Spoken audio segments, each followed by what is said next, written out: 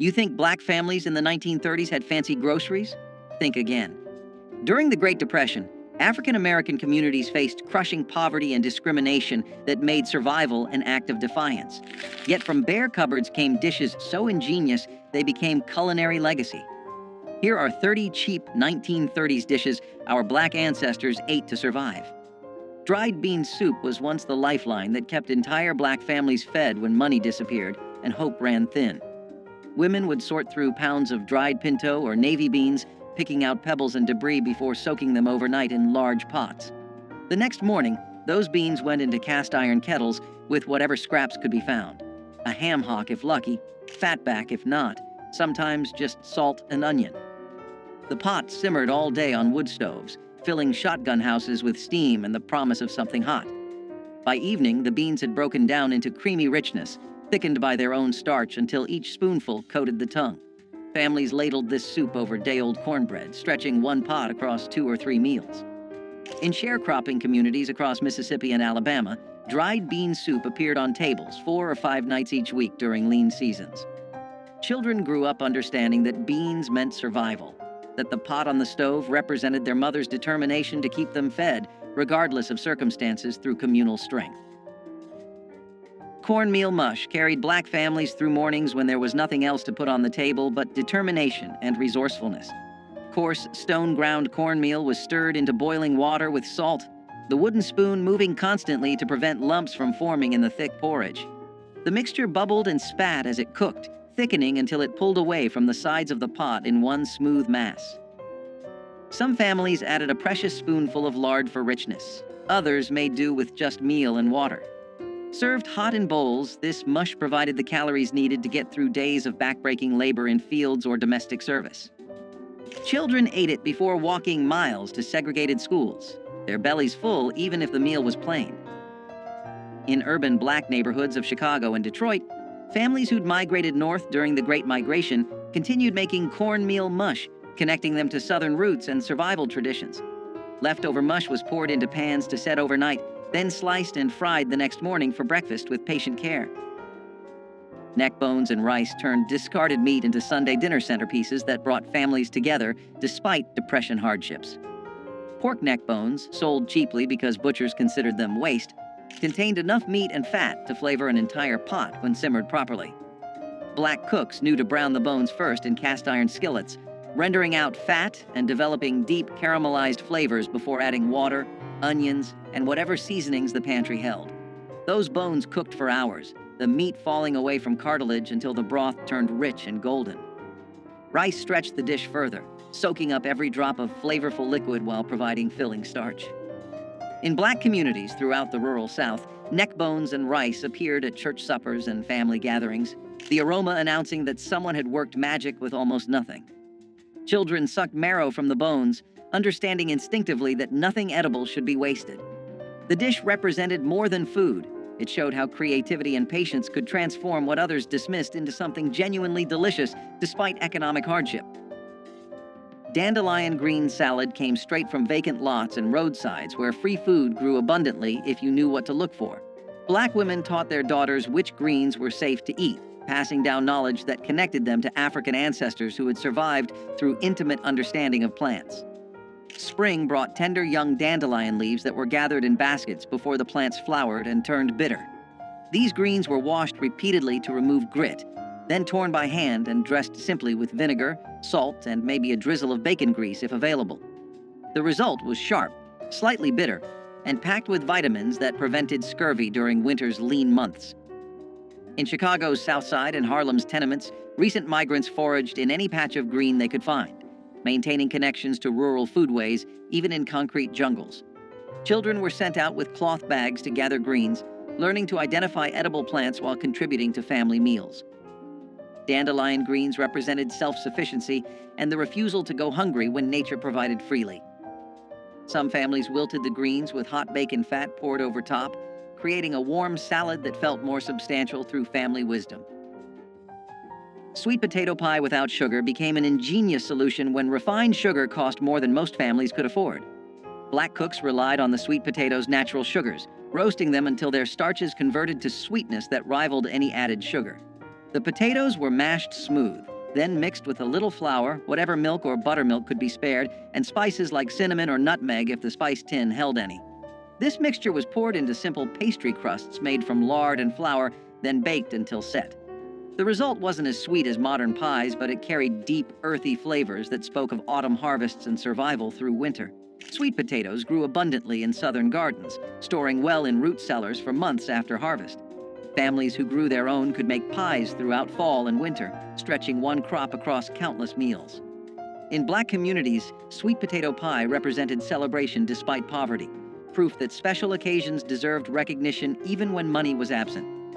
Children looked forward to these pies as rare treats, savoring every bite of something that felt luxurious despite humble ingredients through shared sacrifice.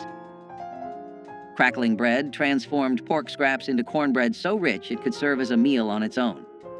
Cracklings, the crispy bits left after rendering lard from pork fat, were considered waste by some but treasure by Black cooks who understood their value.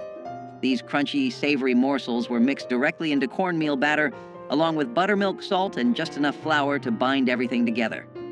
The batter was poured into smoking hot cast iron skillets, greased with lard, then baked until the bottom turned dark golden and crispy. Each bite delivered cornmeal's earthy sweetness, punctuated by bursts of porky crunch, creating textural contrasts that made plain bread feel special. In Mississippi, Delta communities, and rural Alabama, crackling bread appeared whenever hogs were slaughtered, ensuring every part of the animal fed someone. The bread was substantial enough to be breakfast, lunch, or dinner, often eaten with nothing but a glass of buttermilk or pot liquor from Greens. Children carried wedges of crackling bread in their pockets to school, the fat keeping them full through long days with resourceful hands. Pig feet and collard greens brought together two ingredients that white society dismissed, but Black communities transformed into soul-satisfying meals. Pig feet, boiled until tender and gelatinous, released collagen that thickened cooking liquid into rich, silky broth. Collard greens, tough and bitter when raw, simmered in that broth for hours until they turned tender and deeply flavored. The combination created a pot of food that could feed 8 people for under 50 cents during Depression years. Black cooks added vinegar and hot peppers to cut through the richness, creating layers of flavor that made each bite interesting despite simple ingredients. In sharecropping communities, this dish appeared regularly because both ingredients were readily available. Pigs provided feet even when better cuts went to landowners, and collards grew abundantly in gardens. The pot liquor left behind was considered as valuable as the greens themselves, sopped up with cornbread or saved for cooking rice. Children learned to appreciate pig feet's unique texture, the meat slipping off bones and the skin turning silky after long cooking despite crushing poverty. Pone bread rose as the emergency staple when there was nothing in the house but cornmeal and water. Unlike cornbread that required eggs, milk, and baking powder, pone bread demanded only meal, salt, and liquid mixed into thick batter.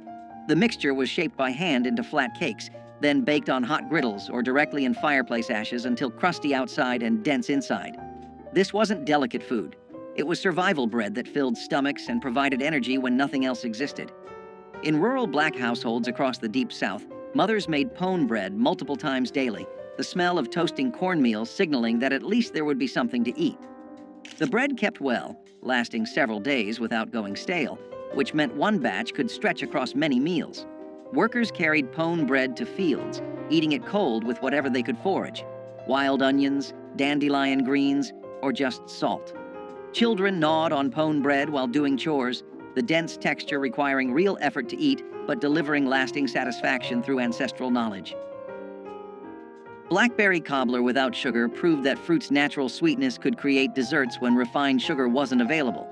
Wild blackberries grew abundantly along fence lines and in abandoned fields, free for anyone willing to brave thorns and summer heat to pick them. Black families sent children out with buckets, returning with purple-stained hands and enough berries to make cobblers that lasted days. The berries were cooked down until their juices concentrated, natural sugars intensifying without any additions. Simple biscuit dough made from flour, lard, and buttermilk was dropped over the bubbling fruit, then baked until golden.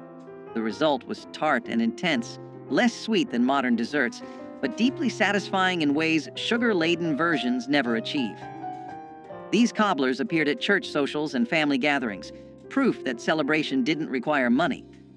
Women competed quietly over whose cobbler turned out best, pride coming from skill rather than expensive ingredients. The practice of picking wild berries taught children about seasons, patience, and finding abundance in nature with steadfast pride. Fried fish heads utilized parts that others threw away, transforming waste into protein-rich meals through skillful preparation. When Black families caught or bought fish, nothing edible was discarded. Heads were cleaned, seasoned, and fried until crispy. The cheeks contained tender, sweet meat prized by those who knew to look for it. Eyes and bits of flesh around the skull provided precious protein during times when every calorie mattered. These fish heads were dredged in cornmeal and fried in hot lard until the bones turned crispy enough to crunch and eat. Children learned to navigate around bones, finding hidden bits of meat while developing appreciation for resourcefulness. In coastal communities and near rivers, fish heads appeared regularly because commercial fisheries sold them cheaply or gave them away. Black cooks fried them alongside regular fish, treating them with the same care and seasoning. The practice showed intimate knowledge of food, understanding that value existed everywhere if you knew how to prepare it properly through creative survival. Okra soup stretched vegetables into filling meals that provided nutrition and comfort during impossible economic times. Fresh okra from summer gardens or dried okra stored from previous harvests went into pots with tomatoes, onions, and whatever else the garden provided. The okra released natural thickeners as it cooked, creating viscous soup that coated the spoon and filled empty stomachs. Black cooks added rice to make the soup even more substantial, transforming a few vegetables into meals for entire families. The dish carried flavors that connected African American communities to West African ancestors who had cooked similar soups for centuries. In rural Louisiana and South Carolina, okra soup appeared regularly because okra grew prolifically in southern heat. The slime that some people found off-putting became crucial for thickening without expensive starches or cream. Families ate this soup with cornbread, using the bread to soak up every drop of precious broth. Children grew up loving okra soup's unique texture, finding comfort in its warmth and fullness despite systematic oppression. Cornmeal sacks were as essential as breathing, and every family knew it. Cornmeal was cheap, filling, and dependable, something you could use in a dozen different ways without wasting a single grain. Families used it for cornbread that stretched a pot of beans, hoe cakes cooked right on the stovetop, dumplings dropped into broth, and even as a thickener when soups needed to last another day, the sacks sat in corners of pantries, tied tight to keep pests out, often lasting weeks at a time because people used cornmeal daily. Kids learned early how to scoop it with steady hands, knowing a little went a long way. Cornmeal was the base of survival cooking, humble but mighty. It kept families full when nothing else was guaranteed, proving that simple food could be powerful when stretched with skill and love. Pan-fried corn was sunshine in a skillet, sweet, buttery, and golden. Fresh ears were scraped by hand, milk and all, then tossed into hot bacon grease until the kernels popped and sizzled. A sprinkle of salt, a dash of sugar, maybe a touch of pepper. It didn't need much else. The smell filled the kitchen, calling everyone to gather round. Each spoonful had that mix of sweet and savory that only Southern cooks could master. It was summer food, made from corn grown nearby, cooked while the day was still hot and bright. You could eat it by itself or scoop it beside greens and meat, but it always stole the show. The sound of it frying was like music, a melody of comfort and familiarity. It was the kind of dish that turned ordinary days into something to remember. Pan-fried corn was quick to make but impossible to forget, the kind of dish that reminded people that joy could fit inside a cast-iron skillet. Cabbage fermented into slaws was a clever way families made vegetables last long past their growing season. When fresh cabbage was cheap and abundant, families shredded it, salted it, packed it into jars or crocks, and let time transform it into something tangy and crisp that held up through bitter winters. This fermentation not only preserved the cabbage but added flavor and nutrients when meals were often plain and repetitive. During the Depression, when fresh greens disappeared quickly, having a jar of fermented slaw meant there was always something bright and sharp to cut through heavy dishes. It brought contrast to beans, cornbread, or stews, and made even the simplest supper feel complete.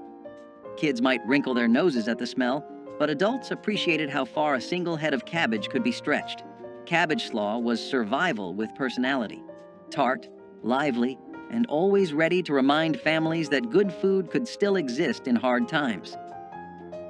Cowpea and collard stew combined two powerhouse ingredients that sustained countless families through hard times. Field peas, also known as cowpeas, were simmered slowly with smoky meat and joined by hearty collard greens, creating a dish rich in protein, vitamins, and earthy flavor. The long cooking process filled homes with an aroma that signaled comfort and nourishment. Farmers valued cowpeas for their ability to thrive in poor soil, while collards offered leaves long after other vegetables had withered. Together, they made a meal that cost little but fed many, reflecting a tradition of resourcefulness and care. Mothers and grandmothers seasoned the pot with onions, garlic, and pepper, each adding a personal touch passed down through generations. Families gathered around the table with slices of cornbread to soak up the flavorful broth, finding strength in every spoonful. Though supermarkets now offer endless choices, the slow-simmered union of cowpeas and collards stands as a reminder of a time when simple ingredients created enduring nourishment. Hoghead cheese, or souse meat, was not fancy food, but it had deep roots in tradition and respect for what you had. Made from the head of the pig, boiled, seasoned, and set in its own broth, it was a dish born from necessity and pride. It was eaten cold, sliced thin, and often shared at the table with crackers and conversation. What others might have thrown away became something flavorful and lasting in the right hands. It spoke of times when wasting food was unthinkable, when every part of the animal was used to honor the work that went into raising it. The smell of it cooking filled the whole house, sharp and strong, but it was the kind of smell that meant good things were coming. When cooled and sliced, it glistened in the light like proof of survival itself. Each piece held a story of long days, careful hands, and families who knew that resourcefulness was its own kind of wealth. Souse meat wasn't about glamour, it was about gratitude. Even if you didn't grow up eating it, the story it told was universal. Make do, make it good, and never take a meal for granted. Dried pinto beans were one of the first things families stocked up on because they lasted forever, filled bellies fast, and cost next to nothing during a time when every penny mattered. These beans sat quietly in cloth sacks or glass jars on pantry shelves, waiting to turn into something warm and sustaining after long days of trying to get by. Pinto beans did not need much, just water, a little heat, and maybe a scrap of fat back if the kitchen was lucky that week. They simmered slow, softening into a thick pot of comfort that could stretch across several meals, sometimes feeding large families for days. Kids grew up recognizing the familiar smell drifting from the stove, a sign that dinner was going to be simple but steady, the kind of food that kept people moving through hard winters and harder workdays. Pinto beans were survival food, but they were also memory food, tying families together with the quiet understanding that something small and humble could carry you through. They were a backbone ingredient in countless homes because they worked every time, no matter how thin the pantry looked. Dried pinto beans did not just feed families, they steadied them. Fried green tomatoes were a porch-side favorite, a snack for hot days and easy laughter. Slices of firm green tomatoes were dipped in cornmeal, fried golden in a skillet, and sprinkled with salt while still sizzling. The result was crisp on the outside, soft inside, and just tart enough to make your mouth water. You could eat them standing up, still hot from the pan, or stack them high beside a plate of beans and rice. They were the kind of treat you didn't plan, you just made them when the garden gave too many tomatoes. The pop of oil, the hum of conversation, and the smell of cornmeal frying turned an ordinary afternoon into something special. Kids waited by the stove, stealing pieces when the cook wasn't looking, their fingers burned but happy. Fried green tomatoes weren't just about taste, they were about time, patience, and community. Their taste was bold but humble, a reminder of summers that felt endless and simple pleasures that cost almost nothing. Fried green tomatoes were living proof that good things come to those who cook from the heart. Peanut soup demonstrated the brilliance of using locally grown legumes to create filling, nutritious meals from almost nothing. Peanuts, grown throughout the South and often harvested by black farmers, were ground into paste and mixed with water, onions, and whatever seasonings could be found. The mixture cooked down into creamy soup that provided protein, fat, and comfort. This wasn't the refined peanut butter soup found in fancy cookbooks. It was rough, grainy, and honest, tasting of earth and survival. Black families made peanut soup regularly because peanuts stored well and could be ground by hand using simple tools. The soup filled hungry children before school and warmed field workers who came home exhausted after dark. In Alabama and Georgia, where peanuts were staple crops, this soup appeared so frequently it became associated with depression hardship. Yet it delivered genuine nutrition. Peanuts provided complete protein and essential fats that kept bodies functioning during starvation conditions with community support. Ash cake bread was born out of fire and hunger, a recipe that came alive in the heart of hard times.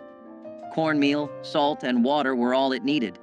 The dough was pressed together by hand and buried right into the hot ashes of a wood fireplace. It baked slowly, the outside hardening into a smoky crust, while the inside stayed soft, golden, and warm. When it came out, people brushed away the ashes, broke it open, and drizzled it with syrup or molasses. It had a taste that was both sweet and earthy, like the memory of home on a Sunday morning. Ash cake bread was a working person's meal, something you could make after a long day without needing an oven or a fancy pan. It was food that did not waste or wait, made for those who had nothing extra but still found comfort in what little they had. The smell of it filled small cabins and quiet kitchens, the sound of the crackling fire mixing with laughter or prayer. Every crumb reminded people that strength could grow even from ashes. Syrup bread emerged as the answer when there was nothing to eat but flour and whatever sweetener could be found. Sorghum syrup or molasses, cheaper than sugar and available throughout the South, were drizzled over plain biscuits or cornbread to create something approaching dessert. Black children learned to make this treat themselves, mixing flour and water into simple doughs, baking them quickly, then drowning the results in dark, sticky sweetness. The combination provided quick energy, carbohydrates from bread and concentrated sugars from syrup, delivering calories needed for labor. In sharecropping families, syrup bread appeared frequently because sorghum was often the only sweetener accessible when white landowners controlled access to refined sugar. The practice taught children to find joy in small pleasures, turning basic ingredients into treats through imagination and willingness to make something from nothing. Women sometimes added a little butter or lard to the bread if available, creating richness that complemented syrup's sweetness through ingenious adaptation. Onion skin tea was one of those old remedies that could quiet both body and soul. When someone had a cough or a fever, or when food simply ran out, a pot of this humble tea came to the rescue. Dried onion skins were gathered from the corners of the kitchen, rinsed and steeped in boiling water until the liquid turned golden brown. The scent was sharp but comforting, a mix of earth and sweetness that filled the air with warmth. Some added honey if they had it, or a squeeze of lemon, but even plain, it had its own charm. People believed it could heal and strengthen, and maybe it did, because hope itself can be medicine. Onion skin tea was born from patience, brewed by hands that knew how to stretch every last bit of life from what they had. It was the taste of resilience and care, a sip that made you believe tomorrow might be gentler. Okra fritters with corn silk were the kind of kitchen magic that only came from necessity and imagination. In the long summer months, when the fields were full and money was not, people used every part of what they harvested. The corn silk that clung to the ears was not thrown away, but saved and shredded, added into batter alongside chopped okra, flour, and a splash of milk or water. When dropped into hot oil, the fritters puffed and crackled, their edges turning golden and crisp. The smell was something you could follow from down the road. Warm, nutty, and sweet with that faint scent of corn. Each bite was crunchy on the outside and tender in the middle, with little strings of corn silk that gave it texture and charm. They were served with syrup or vinegar, depending on what the family had, eaten right out of the pan when patience ran out. Okra fritters with corn silk were food born from care and cleverness, proof that waste had no place in a humble kitchen. Every family had its own version, passed quietly between generations, carrying the taste of late afternoons, hard work, and simple joy. They were poverty's poetry, fried into something worth remembering.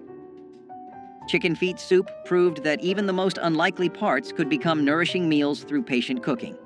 Chicken feet, sold for pennies or given free by farmers, contained collagen that transformed into rich, gelatinous broth after hours of simmering. Black cooks added vegetables, rice, and seasonings to create soups that filled entire families, despite starting with what others considered garbage. The feet's cartilage and tendons broke down into silky broth that coated the mouth and provided genuine satisfaction. This soup appeared regularly in both urban and rural Black households, the feet's low cost making them accessible even during the worst Depression years. Children learned to navigate around bones, finding bits of meat and skin while appreciating the rich broth. The practice of using chicken feet showed respect for animals and refusal to waste anything edible. In Chinese and Black communities, Chicken feet were prized ingredients rather than trash, cultural knowledge preserving their value. The soup delivered protein, minerals from bones, and warmth that comforted as much as it nourished despite impossible odds. Molasses coffee was not fancy, but it was strong enough to keep a person going through the longest of days. When coffee beans were scarce, and sugar even scarcer, someone clever discovered that a spoonful of blackstrap molasses stirred into hot water or weak brew could make a drink both sweet and smoky. The result was thick and dark, with a bitterness that clung to the tongue and warmed the chest. It tasted like work and resilience, like fields at sunrise and factory bells ringing. Families drank it early and often, some adding milk if fortune allowed, others taking it plain with bread crusts for breakfast. It was a poor man's luxury, a small rebellion against hunger and fatigue. The smell alone was enough to wake the tired and remind them that strength could be stirred, not bought. Molasses coffee was courage in a cup, shared by hands cracked from labor and hearts that refused to quit. It carried the spirit of people who built their mornings out of willpower and steam, proving that dignity could live even in the thinnest brew. Onion gravy transformed the cheapest possible ingredients into something that made even plain rice or potatoes taste worthwhile. Black cooks sliced onions thin and cooked them slowly in whatever fat was available: bacon grease, lard, or even plain vegetable oil. The onions broke down into sweet, golden strands that formed the base for gravy thickened with flour and water. Salt and pepper provided the only seasoning, yet the result delivered satisfaction far beyond such humble beginnings. This gravy appeared on Depression-era tables multiple times weekly, stretching small amounts of fat into meals for large families. The onion's natural sugars caramelized during cooking, creating complex flavors that made poverty food taste almost luxurious. Children sopped up onion gravy with biscuits or bread, their empty plates evidence of genuine hunger satisfied. In Black communities across the South, women took pride in their onion gravy, the quality revealing their skill at coaxing maximum flavor from minimum ingredients through collective effort. Vinegar pie custard solved the problem of making dessert when eggs, milk, and fruit were all beyond financial reach.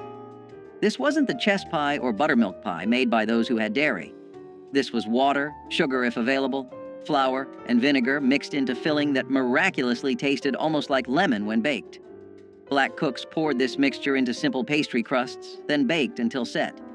The vinegar provided tartness that balanced what little sweetness could be achieved, creating desserts that children actually looked forward to eating. The pie represented ingenuity born from desperation, proving that treats didn't require expensive ingredients when creativity filled the gaps. In communities where children had never tasted real lemon pie, vinegar pie was special occasion food that marked birthdays and holidays. Women experimented with different vinegar types and proportions, developing recipes that became family secrets. The practice of making vinegar pie taught important lessons about resourcefulness and refusing to let poverty steal all joy despite economic collapse. Grease gravy rice was what people cooked when they refused to let anything go to waste. When breakfast meats were done frying, the leftover grease became treasure. A spoon of flour went in first, sizzling and popping until it turned golden. Then milk or water got poured in, slow and steady, until it thickened into smooth gravy. That hot gravy poured over white rice made something out of nearly nothing. It was salty, creamy, and smoky all at once. The smell filled the house, and the taste filled the stomach. Parents called it breakfast, but it could carry a family through an entire day. It came from kitchens that knew survival like a second language, where flavor was earned from thrift and patience. Kids grew up thinking it was comfort food, not knowing it was born from rationing and struggle. Grease gravy rice was more than a recipe. It was a declaration that no meal was too small to matter. Every bite was a promise that the family would eat, even when times were lean. It was humble food that carried pride on a spoon. Peanut soup had deep roots in West African cooking and carried over into the kitchens of Black America during times of scarcity. Families would boil peanuts until soft, grind them into a paste, and whisk them into broth with onions and seasonings. The result was a creamy, nutty soup that filled stomachs without relying on expensive meat. Because peanuts were widely available and inexpensive, this dish became a dependable source of protein and comfort. It could be served plain with bread or thickened with vegetables to stretch even further. Children grew up tasting peanut soup as a warm, sustaining dish that soothed hunger while carrying the echo of older traditions. The flavor was earthy and satisfying, reminding families of both resilience and cultural roots. Peanut soup showed that the most affordable ingredients could still produce something memorable, sustaining entire households during difficult seasons. It was not just soup, it was survival food with heritage poured into every bowl. Ground kudzu root paste emerged when conventional flours were scarce and starchy substitutes were needed to thicken stews or stretch breads. Kudzu, an invasive vine introduced from Asia, sent deep roots into the southern soil that stored abundant starch. Enslaved gatherers dug these roots, washed and dried them, then pounded them into a fine powder. Mixed with water, the powder formed a paste that thickened soups or acted as a binder for cornmeal cakes. Its mild flavor and reliable texture made it a quiet but important ingredient in times of scarcity. After emancipation, some rural families continued to harvest kudzu for its starch, and today herbalists still value it for its medicinal qualities. Ground kudzu root paste shows how knowledge of local plants and persistence in foraging allowed cooks to replace costly ingredients with what the land freely offered, turning an aggressive vine into a vital pantry staple, and demonstrating again how necessity inspired both culinary creativity and a deeper understanding of the southern landscape's hidden gifts. Wild muscadine grape jam brought the late summer woods to the breakfast table in a deep purple shine. Children and parents walked along fence lines and wooded edges with baskets in hand, searching for the thick-skinned grapes that thrived in southern heat. Once gathered, the fruit was boiled gently until the skins burst and the pulp softened, filling kitchens with a fragrance that hinted at honey and earth. The juice was strained and mixed with sugar, then cooked again until it thickened into a jam rich enough to spread over biscuits or stir into morning porridge. Families prized each jar, knowing that muscadines grew wild and free, needing only careful hands and patience to become something sweet. In some towns, church groups organized picking days, turning the harvest into a social event where songs and laughter echoed through the vines. Today, supermarket grapes have replaced the wild hunt, and store-bought jams lack the musky depth of fruit ripened under southern sun. But memories of purple-stained fingers still linger in many hearts. Cornmeal dumplings in tomato broth were the type of dish that felt simple but filling, carrying both thrift and comfort in every bowl. The broth began with canned or fresh tomatoes, cooked down with onions, garlic, and a touch of seasoning to build a savory base. My grandmother mixed cornmeal with a bit of flour, salt, and water to form small dumplings, dropping them carefully into the bubbling pot. As they simmered, the dumplings softened into tender bites, soaking up the tang of the tomatoes while thickening the stew. The smell alone brought everyone to the kitchen, the blend of corn and tomato promising something hearty without needing meat. Cornmeal was cheap and always on hand, a staple in Black households across the South. Tomato broth was inexpensive too, whether from garden harvests or canned goods bought in bulk. Together, they created a meal that cost next to nothing but filled hungry stomachs with warmth. Cornmeal dumplings in tomato broth turned two of the humblest ingredients into a family staple, proving that frugality and care could produce meals worth remembering. Persimmon leather was a sweetness born from scarcity, made when sugar was a dream too far from reach. Wild persimmons, soft and golden when ripe, were gathered by hand and mashed into pulp, their tartness fading into deep honeyed flavor as they dried under the southern sun. Spread thin on boards or cloth, the pulp hardened into chewy sheets that could last for months, folded and stored for the hard winter ahead. It was candy made by patience, nutrition pressed into a form that would not spoil. The process itself was quiet work, often done at the edges of daylight, each batch a small defiance against hunger. When the cold arrived and food was scarce, a strip of persimmon leather could lift spirits and soothe hunger's edge. In its sweetness lived a lesson. Survival does not always mean bitterness. Sometimes it tastes like sunlight caught in fruit. Okra and tomato stew was a dish where heritage met hunger and turned it into comfort. Born from African roots and southern soil, it blended the earthiness of okra with the tang of ripe tomatoes in a thick, bubbling pot. The slime that many feared became silk under the right hands, thickening the stew into a rich, flavorful broth. Onions, garlic, and a few peppers added depth, while a dash of salt or cayenne made the flavors sing. Families often served it over rice or ate it plain with a piece of cornbread, wiping the last drops from their plates. This dish wasn't just food. It was identity, a reflection of generations who made do and made magic. It connected farm to family, past to present, and hunger to heart. The smell alone carried memories of warm kitchens and laughter that refused to fade. Okra and tomato stew was a promise that no ingredient was too humble to become beautiful. It was the taste of tradition kept alive, no matter the hardship, and a reminder that every simmering pot held more than flavor. It held history.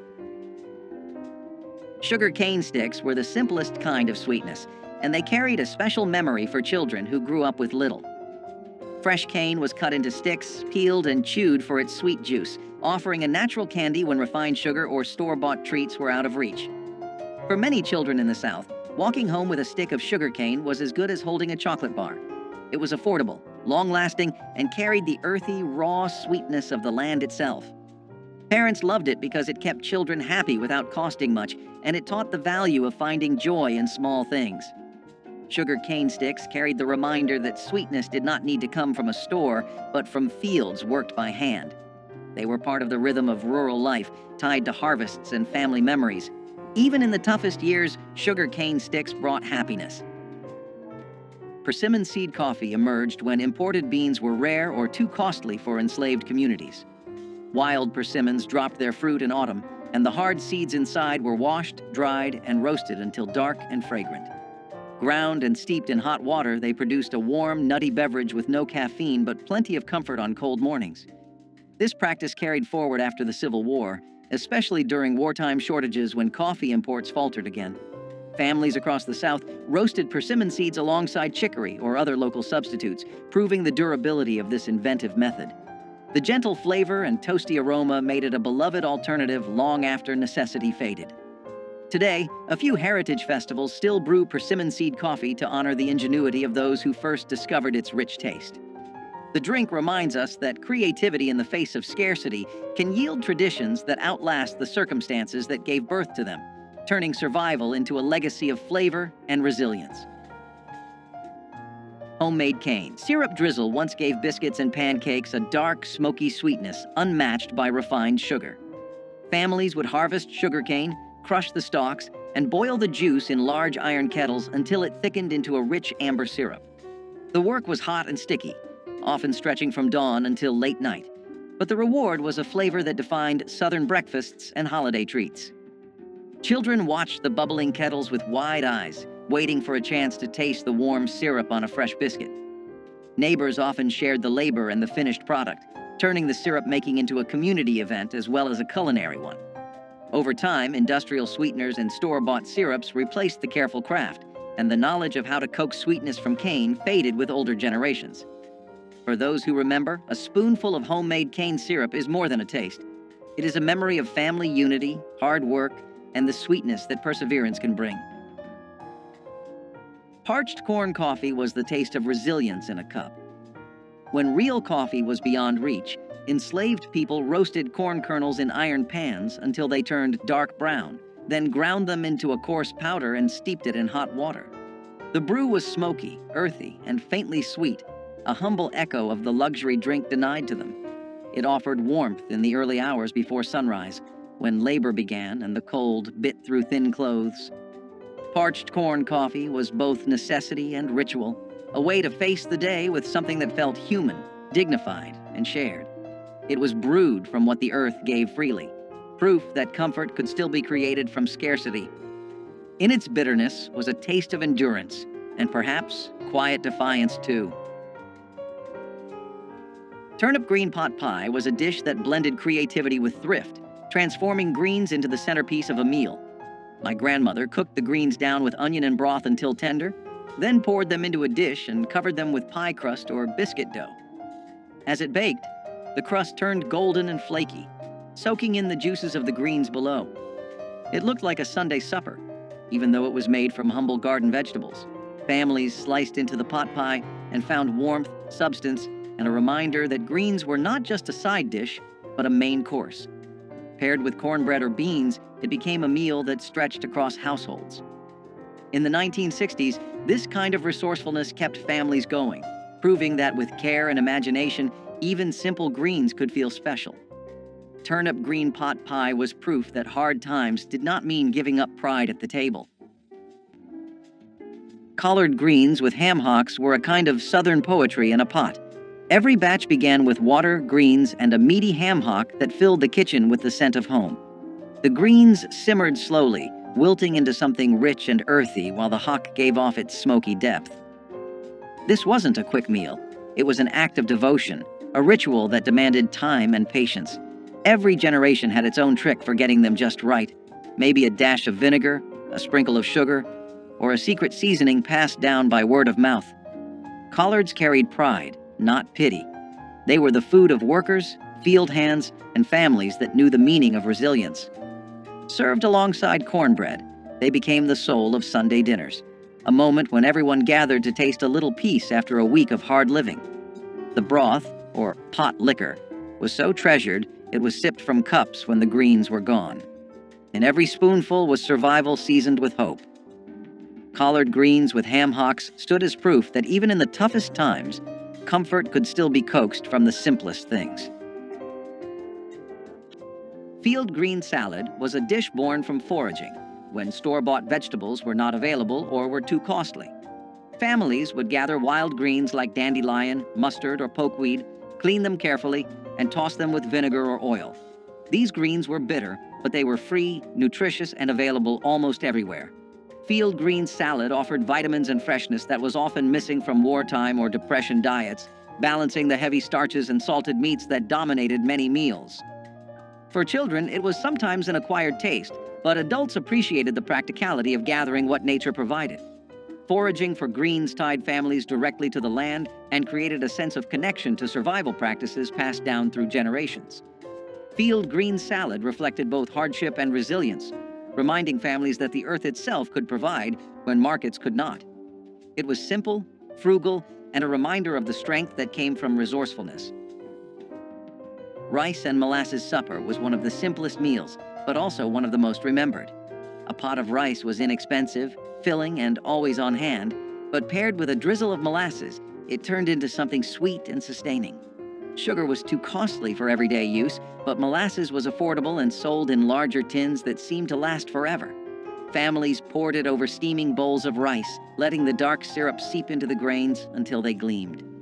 The taste was rich, almost smoky, with just enough sweetness to make children smile. It was often eaten at the end of the day when no meat could be spared, and it carried people through the night with enough strength to face the next morning. My grandmother told me rice and molasses was a treat disguised as necessity, proof that resourcefulness could soften the edge of scarcity. In the 1960s, when black families were stretching every dollar, rice and molasses kept hunger at bay while still offering a touch of comfort. Simple, cheap, and unforgettable, it was a meal born of need but remembered with love. Which of these survival dishes hits closest to home for you?